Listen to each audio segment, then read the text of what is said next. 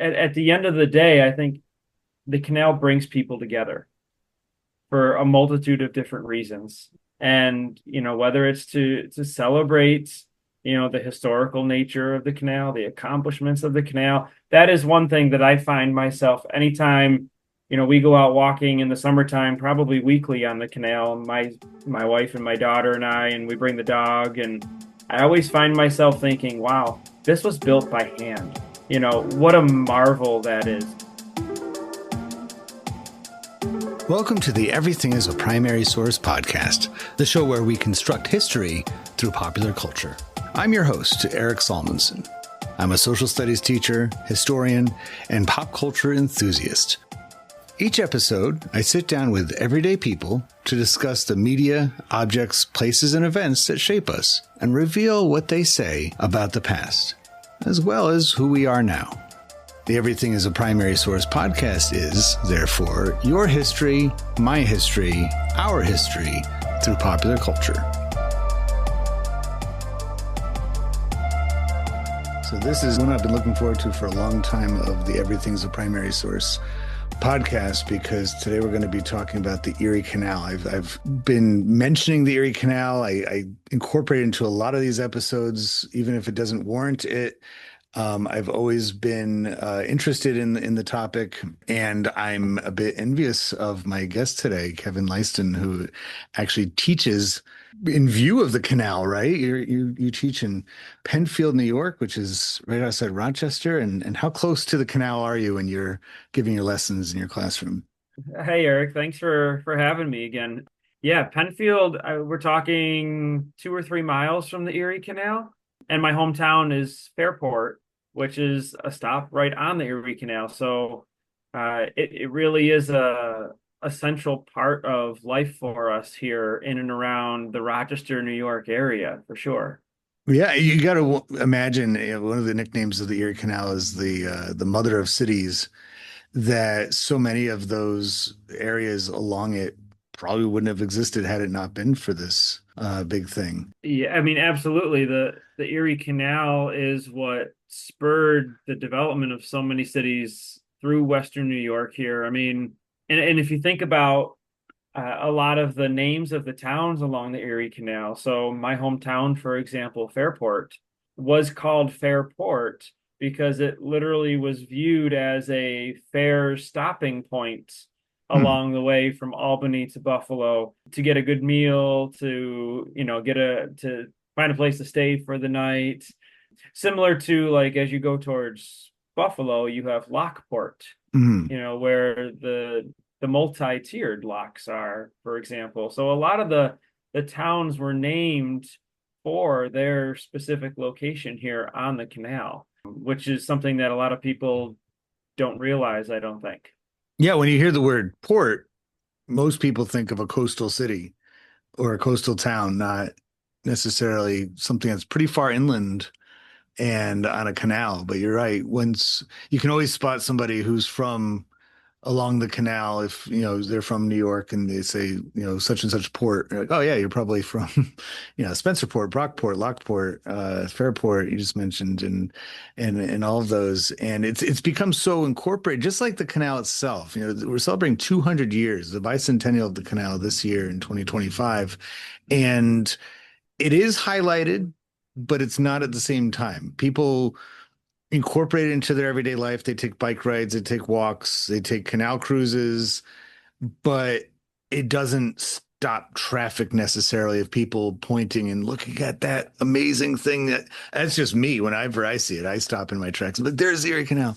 But the average person that lives anywhere near the canal isn't every day marveling at it, right? I mean, it's just kind of incorporated into their scenery, their atmosphere. That's a good point. I mean, I think, you know, it's it just is part of life here. So you think about, you mentioned, the use of the towpath for biking, for walking, for hiking, the parks that line the playground, or the playground and the parks that line the canal. But even you go through some of the towns, and much of the commercial center of these towns is featured right on the canal. whether it's waterfront dining, ice cream shops. Hmm. So in Rochester, in Fairport, you have everything from Lithbridge ice cream to Pittsford Dairy Farms is a big hit. And without even thinking about it, people in this area spend so much time in and around the canal. It's just a natural part of life here. But it's funny to your point. We just actually hosted a friend in town last weekend who lives down in Stafford, Virginia, just south of Washington, D.C. Hmm. And we're driving him around, showing him the area, and we go over a bridge, and he goes, "Oh, it's the Erie Canal." And had maybe that same reaction that you mentioned there, Eric. So I think the novelty, it's kind of like Niagara Falls, Yeah. um, where what you live in this area, you don't think to really go see Niagara Falls. It's just kind of there, and it's not the novelty or the Statue of Liberty for people that live in New York City. Yeah. Um, but when it's the first time you're seeing it, people have heard stories about the Erie Canal, and now they're seeing it. And it's on one hand just a canal, but on the other Yeah. hand, it's so much more than that. Its reach, not only of its kind of reputation as being a wonder of the country, at least, if not the world. Um, it's in history books. People learn about it. They well, I would like to see that someday. But its reach economically, culturally. I remember driving out. I wasn't very far west at that point, but we were in Indiana, on the border of Indiana and Illinois, and there was a sign there mentioning about the Erie Canal and the Wabash River and how they kind of, and if you look at it on a map, and I'm sure this was intentional, and we're going to get into that in just a moment, but the Erie Canal, once completed, creates basically a giant circuit that if you connect it to the Great Lakes and then the Mississippi River and follow that down to the Gulf of America or Mexico, as I'm more familiar with it, and then follow it back around the tip of Florida and up the coast again, you have a trade circuit. You have, of course, things aren't just going in a circle like that, but it's things being produced from the interior and being exported out in all directions, things coming into the country from far away, being able to find their way as far as Chicago, Milwaukee, and beyond, thanks to the canal and the Great Lakes that it connects to, and then further south. And so it's this great, even preceding the roadways, just this great unifier of the country. And it was maybe partly made for that reason. So the way this podcast works, what we focus on is everything is a primary source, even canals, even these grand canals that cut across an entire state and shape it. We have a number of questions. Tonight we're going to tackle two, maybe three of them that you would use to analyze anything. Let's start with the why. What was the purpose of making this thing? I think that symbolism was there from the beginning. They broke ground on July 4th. Was it 1817? Does that sound I about right? believe I believe so. And I guess I can always edit that in. I'll say 1818 right now, and I could splice that in just in case. But sometime after the War of 1812, and which itself came after the Louisiana Purchase. So the idea of, to use a modern terminology, America was in a growth mindset at that time. That's a great use of the term there, I think, a growth mindset. But I think maybe a little bit of my bias here, not just America, though, but also New York State. New York State was fortunate to have a governor, DeWitt Clinton, in the early 1800s, who at least takes credit for having the vision. I'm sure there were others, advising him in some way, shape, or form, but takes credit for having the vision of this canal that truly would have made New York the gateway to the West, right? This was that, if you think about your early American history, the beginnings of Manifest Destiny, after you mentioned, Eric, the Louisiana Purchase, you have this westward expansion of, this race to develop the West, right? You see turnpike roads being built to try and get people out west around the same time. So having this vision of how can we bring that traffic through New York to economically benefit the Empire State was something that DeWitt Clinton, I think, should get credit for really foreshadowing and really having this vision for, but also for pushing through some of the criticism. The Erie Canal was originally by people who wanted to poke fun at it, called Clinton's Ditch. Yeah. Why is New York State spending all of this money to literally build by hand shovels this waterway through? And this was one of the marvels. Maybe we'll talk more about this later, but I think what makes the canal so unique is how it was built using the lock system. Because as you go from Albany to Buffalo, you are going up in elevation Yeah. significantly throughout New York State. So, all of these challenges, it was ridiculed, but the joke was really on the critics, because westward expansion, to your point, really did come through Western New York here, Syracuse and Rochester to Buffalo, and then now to the Great Lakes. Um, and it really stimulated not just economic growth, but also social movements to the West as well. You gotta, I can't help but think that Clinton was pulling from the Hamiltonian mindset. And Clinton's father himself was a revolutionary. He was part of that generation of revolutionaries. So he kind of had that in his DNA, I suppose, of thinking next steps, right? Now that we have an independent nation, what are we going to do with it? Are we going to just be, a collection of states along the coast, or are we going to branch westward? And you see that with the Northwest Ordinance, those territories now, Indiana and Michigan and Illinois and the Great Lakes, basically. That was early on. And then you have the Henry Clay American system idea of let's get the interior moving, let's get this thing going. And with the national road, let's put a road that goes deep into the interior to get things from there out and maybe things from out there back in there. Clinton obviously was of that mindset, but it didn't seem like a lot of his contemporaries, like you said, were on board with it. Congress didn't want anything to do with this. It wasn't going to be something that they were going to support. And so he said, all right, New York's going to take it. Well, New York and the geography of New York lends itself to that. Now, I could be mistaken, but most of what's now Western New York was really not heavily settled. There were some people out there and parts of the Revolutionary War, and I suppose even by that point, the War of 1812. I mean, one of the biggest battles of the war took place just outside of New York, in Lundy's Lane, in the greater Niagara Falls, Buffalo region. And New York had really proven itself as, I guess, the War of 1812 was one of New York's, real Coming out contributions. moments, if you will, Yeah, or yeah, and I mean the Revolutionary War too, and Battle of Saratoga was a New York event. But by the time you get to just the shape of New York, for people who are unfamiliar with New York, I mean you can't miss it on a map. But having lived there for as long as I did and went to school there, I routinely have to kind of give the geography to people who aren't as familiar with it. I'm like, okay, there's New York City, which everybody's familiar with, but that's such a narrow corner of the state that if you drive 1 mile to the west or to the east, you'll be in New Jersey or Pennsylvania or Connecticut. I mean, it's just so it's New York barely.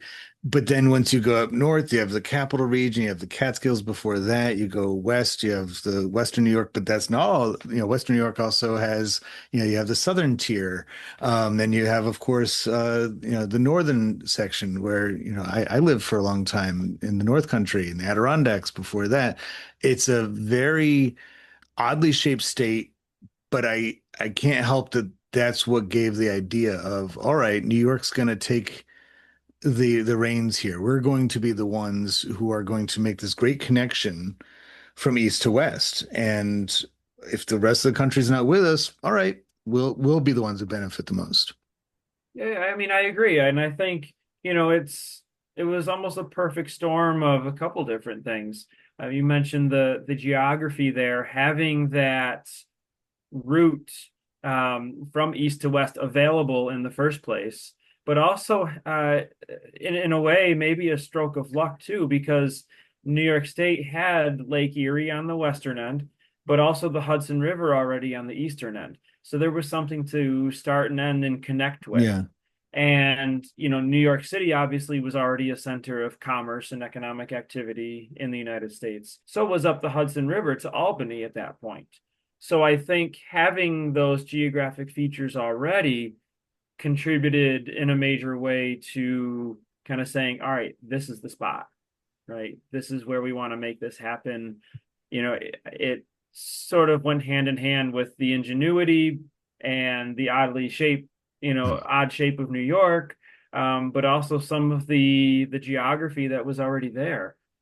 And to be able to split, as you mentioned, you've got the Catskills and the Adirondack Mountains. You think about the tourism aspect there too, I think was a little bit of foresight because the amount of people that travel from New York City to either the Catskills or the Adirondacks would be an economic boom for the state as well. I feel like so many of the topics that end up on this podcast have some similarities in that involved in them are people with vision, people that can see things that others might not be able to see. And that is absolutely true here, that Clinton was putting those things together. Again, I'm sure he had people with him on that. It wasn't just him, but it's his name. He's the one put forward on this. And looking at New York as having this opportunity that other states simply didn't have. Want to bring history to life in your classroom?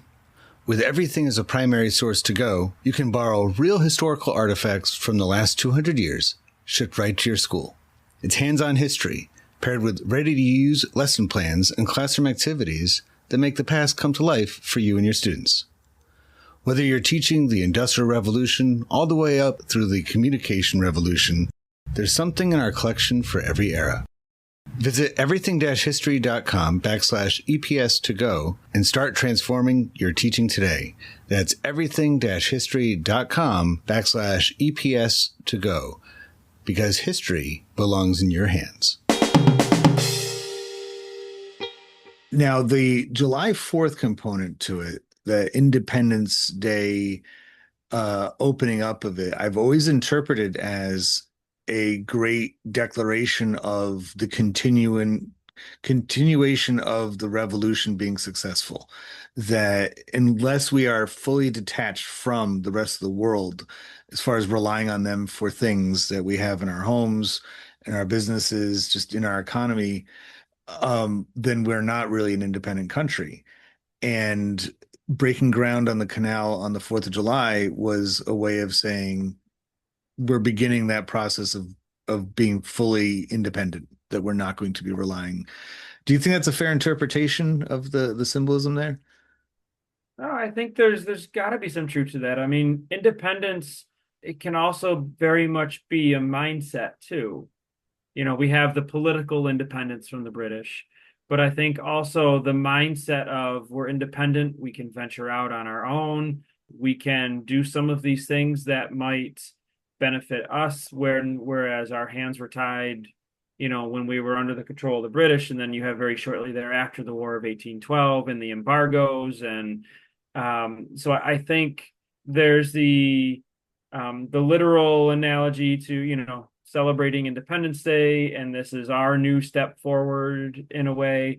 But it's showing also the freedom of, hey, look what we can do when our hands aren't tied behind our back, so to speak. Yeah. Look at the progress we can make, the the achievements and steps forward we can make to really push forward our own course, so to speak. That angel of progress, if you will, and the manifest destiny famous image that I know most U.S. history teachers at least will be familiar with. Yeah. The very tall woman going across the country and all in white. And you mentioned the embargo, which is something I guess could have factored into the why as well. It almost shows favoritism because the embargo killed so much trade on the coasts. The New England states suffered greatly. The area I live in now in coastal New Hampshire, New Hampshire has a very short coastline, but it's especially at that time was a huge part of the whole state's identity was the coastal trades, and that killed it. And it's interesting that that was the president who enacted the embargo, Thomas Jefferson, author of the Declaration of Independence, broker of the Louisiana Purchase. And so it seems almost like, and then his relationship with Clinton and this entire project. I mean, he was no longer president when it got started, but he was at first a vocal skeptic. But then once the canal starts to get built and it looks like it's actually going to go through, there's lots of letters exchanged where Jefferson is really talking it up and saying what a great marvel this is and how incredible this is going to be, this Grand Canal project. I had a student one time in my class put it as he's like, well, it could be just that here's Jefferson, this scientist inventor guy who's really impressed with this, but it could also be politically buttering up Clinton that he's and you don't make something like this, especially if you're a political figure, whether you're governor of a state, former president, father of the country type person, without attaching yourself to it in a political sense of like, look at what the public is getting because of me and my political party. You know what I mean? Sure. There's, well, and that's where I say too, Clinton gets the credit.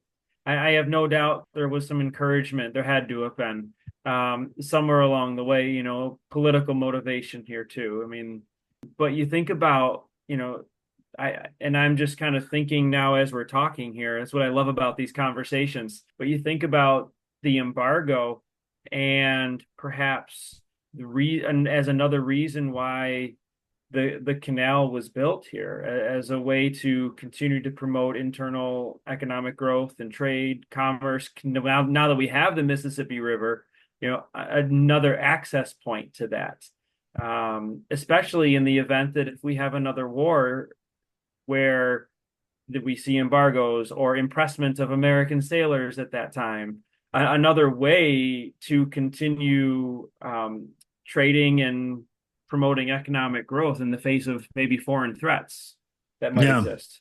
And it proved itself by the time you get to the Civil War for domestic threats too, that New York is oftentimes rightly given the credit for contributing the most amount of troops to the Civil War, to the Union effort, but also the most amount of food, if I'm not mistaken. The farms along the canal. I mean, if you go to upstate New York, if you travel in the thruway is essentially the Erie Canal path. I mean, once you pick it up in Albany on I-90, you're driving right along the Erie Canal. And that giant highway doesn't exist with it. It doesn't have a reason unless there's cities and towns along the entire route.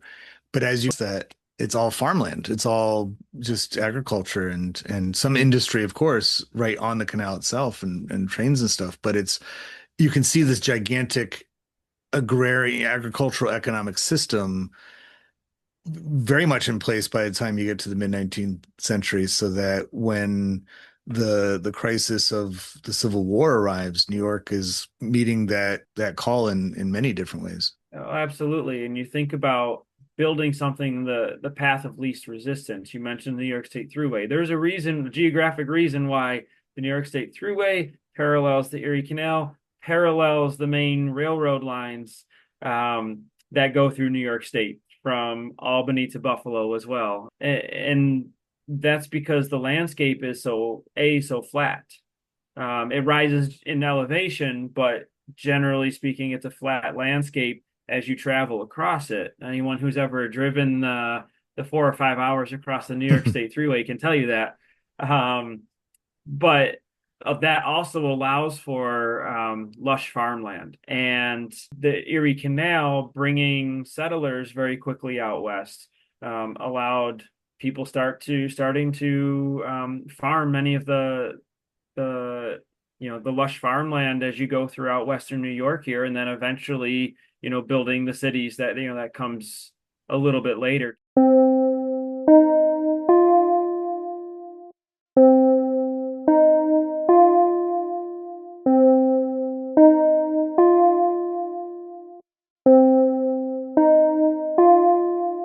Let's talk about culture for a little bit. We've already dabbled in it a little bit, but I think that with the behaviors and ideas, I think, and I'll go back to the symbology again on this. Not only the political symbology of July 4th, you mentioned that spirit of independence that is there on July 4th and forever in America from that point on.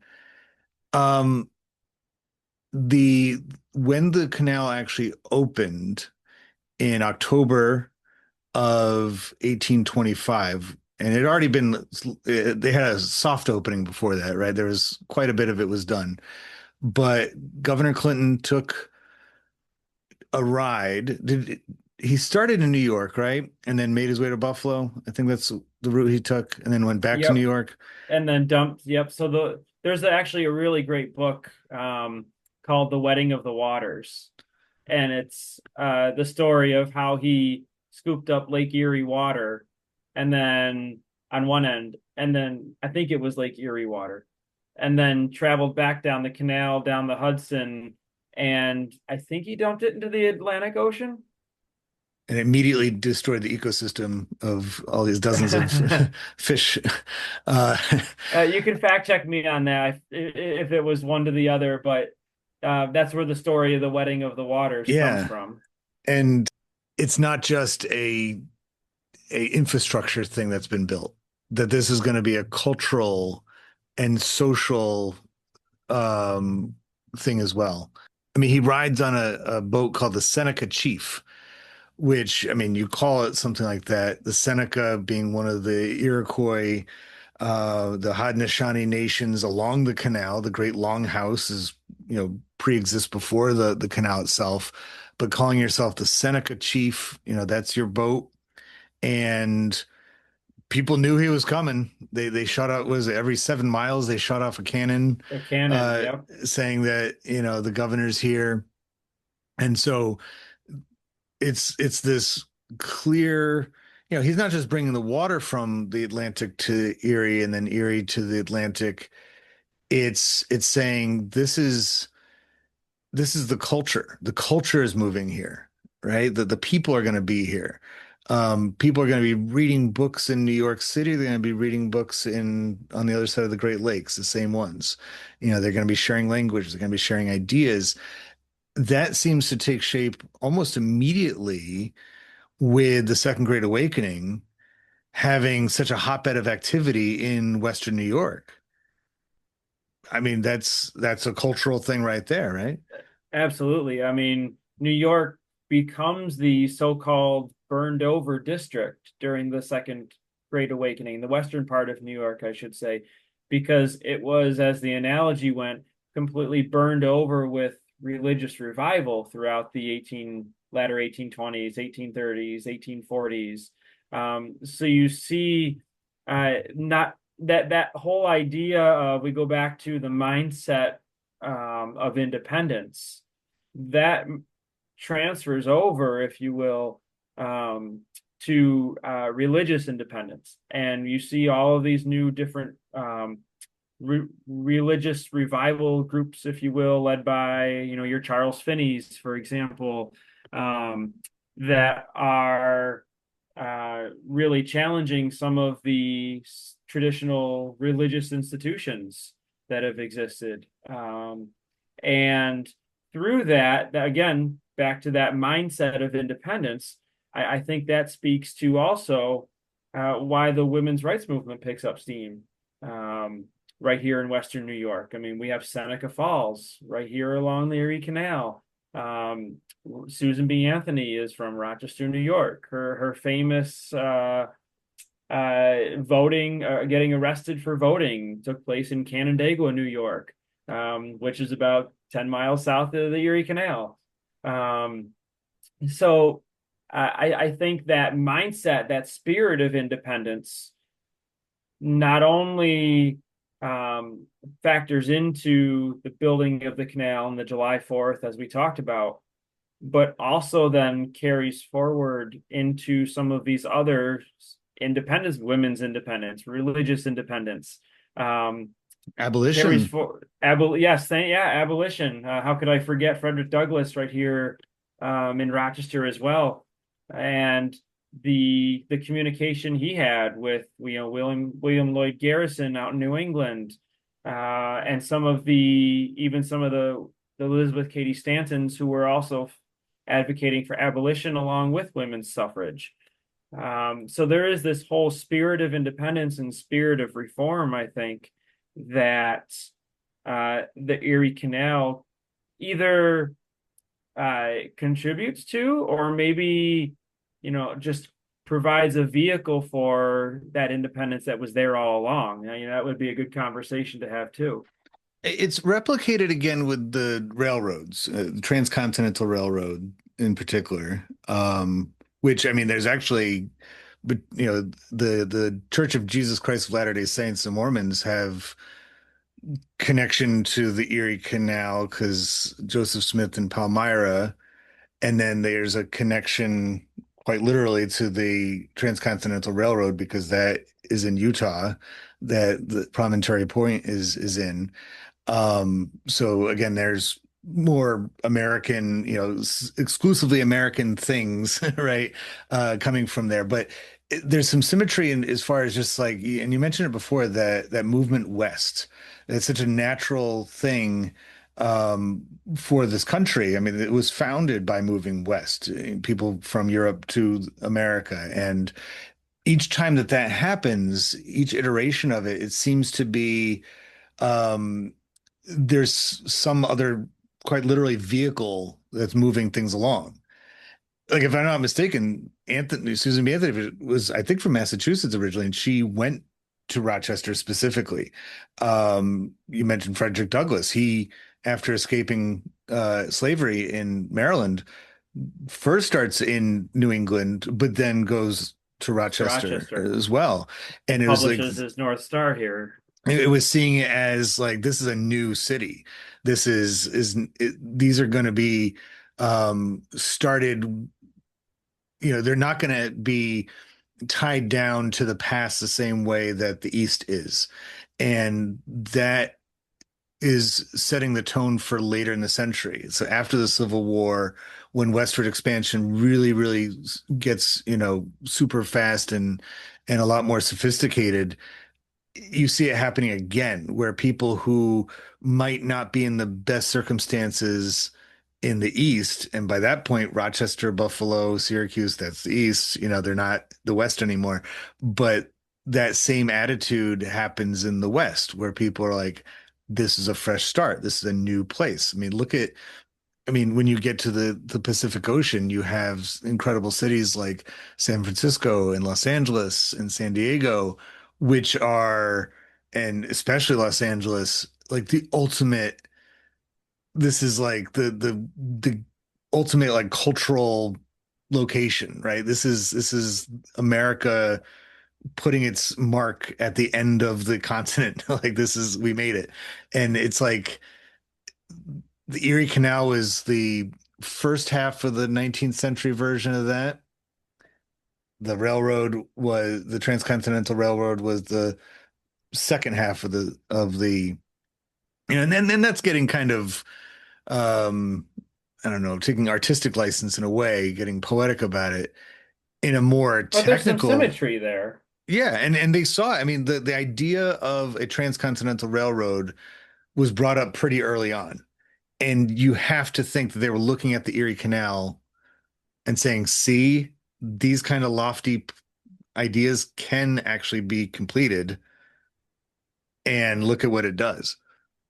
Yeah, and I mean, just to add to your list of evidence there, you look at the states that first gave women the right to vote.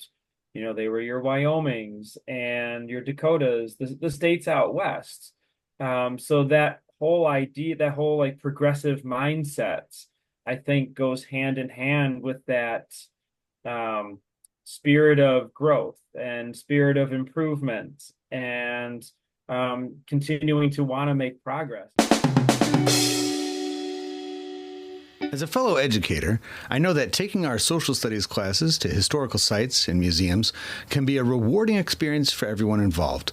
But between coordinating transportation, keeping track of permission slips, and paying out of pocket for unforeseen expenses, it can also be a large task for a busy teacher. The Everything is a Primary Source to Go artifact borrowing service replicates the most engaging part of a museum field trip. And that's interacting with real historic objects directly in your classroom, but without the process and cost of taking your class off campus. The Everything is a Primary Source archive contains ephemera and physical objects dating from the 1820s onward, with emphasis on the 20th century. Pre-made and curated kits pull from the collection and are designed to complement your curriculum, just as the exhibits at your favorite cultural center do. Visit everything-history.com to learn more about EPS to Go and how it can help you bring the museum to your classroom. And one of the things too, I think that a lot of people don't realize is how easily the canal brought people straight to the cities too. The canal has since been not only widened, but also rerouted. So the Erie Canal, for instance, used to literally flow right through downtown Rochester, New York. It was since rerouted in the 20th century and goes a few miles south of the center of the city now. But having literally that door-to-door access, if you will, to be able to get off a boat on the Erie Canal and be in Rochester in this new, or Buffalo, this new, gateway to the west before it was St. Louis. There was something, to use your word, romantic about that I think was attractive to a lot of people. I've spent a lot of time in Albany, and I mean, that's where the canal technically begins, but I guess not, a little bit north of there. But anyway, like I don't see, and it kind of reminds me in a way of uh, Route 66, where it starts in Chicago or started and then ended in Los Angeles. But when most people think of Route 66, it's the Southwest. They think about going through Arizona and New Mexico and seeing the old gas stations and the garages and the diners and the roadside attractions. And I'm sure people in Illinois and Missouri will be like, oh no, we got some of that stuff too.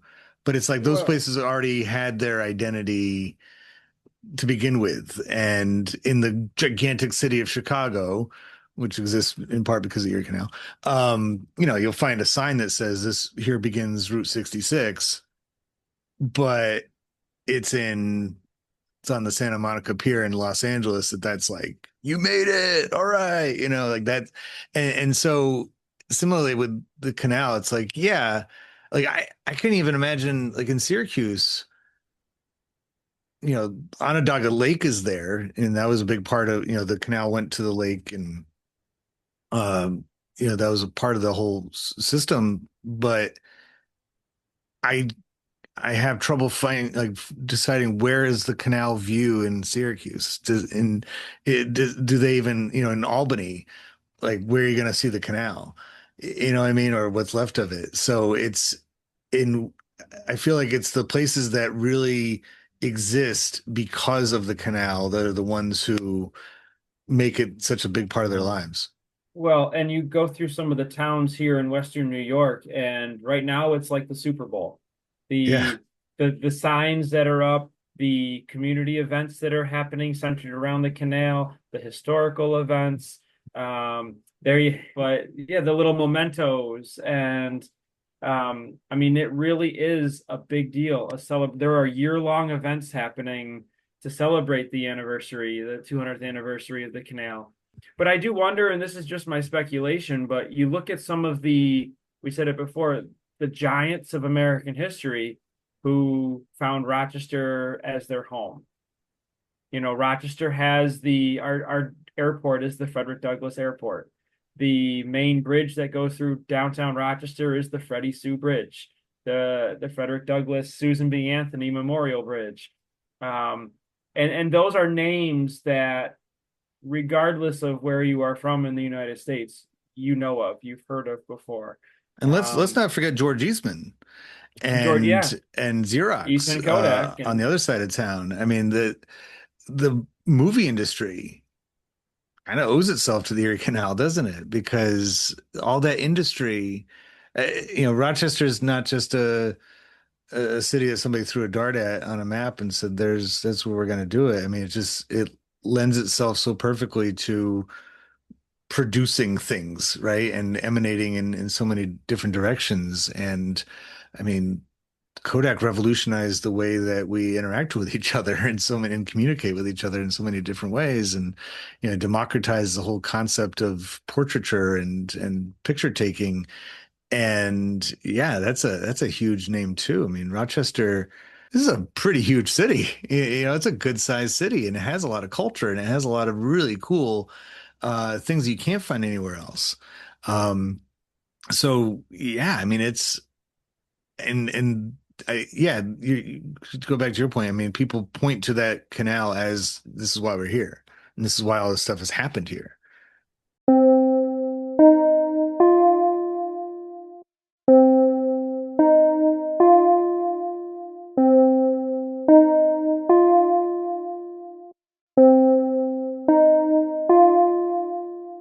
and when they drain the canal every winter, I mean, you do see lots of debris. Usually there's car tires and other things that just get, debris littered into the canal, and New York State comes through and, they clean up what they can, and Wonder what they do with but it.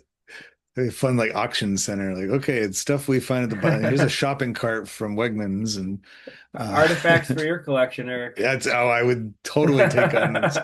So much of that stuff. So this has been a pleasure talking to you. What my goal is with this and all these podcasts, but this one in particular is I would love to get some insights from other people, particularly those of you who are listeners, maybe students, teachers along the Erie Canal in New York State. We are celebrating 200 years of this incredible man-made waterway that's done so much for the country and done so much, of course, for the state.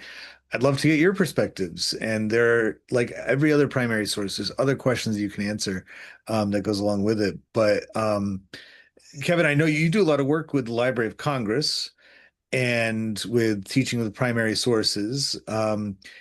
Is there uh, a pretty significant presence of Erie Canal items with the Library of Congress that are maybe being highlighted this year? There is quite a bit in there. One of the things we didn't talk about was the music of the Erie Canal. Oh, yes. And there are, some of the song, Low Bridge, Everybody Down, there are recordings of that song in Library of Congress. A lot of times people don't realize Library of Congress has audio recordings, but those are primary sources. There are historical documents related to the construction of the canal from DeWitt Clinton. There are tourist advertisements centered around the canal. So there's a lot there if one does a little bit of digging. If not the LOC, the New York State equivalent is I'm sure steeped in Erie Canal stuff this year. Yes, the New York State Historical Association has a lot. The University of Rochester has a lot of primary sources focused on some of the historical figures we talked about tonight, and of course the Erie Canal. It's sort of the Rochester's Library of Congress, if you will. We're very lucky to have that institution here. Um, and I mean, you can even go to like the New York State Canal's website, and they have lots of education materials around the canal as well. So if any of the listeners want to check it out, uh, those are some great resources to take a look at. It's truly the Empire State, and I'm almost positive that term didn't come about before the canal. I think the canal had a lot to do with the New York becoming the Empire State for certain. The seat of empire. Yeah. Well, thank you so much for taking the time tonight, Kevin. And I look forward to future conversations with you. And to all you listeners out there, always remember This is the EPS podcast where everything, including the Erie Canal, happy 200th birthday to the Erie Canal, is a primary source. Maybe we should, I don't know all the lyrics right now, but we should sing A Mule Named Sal, right? Oh, the Erie Canal. I've got a mule and her name is Sal.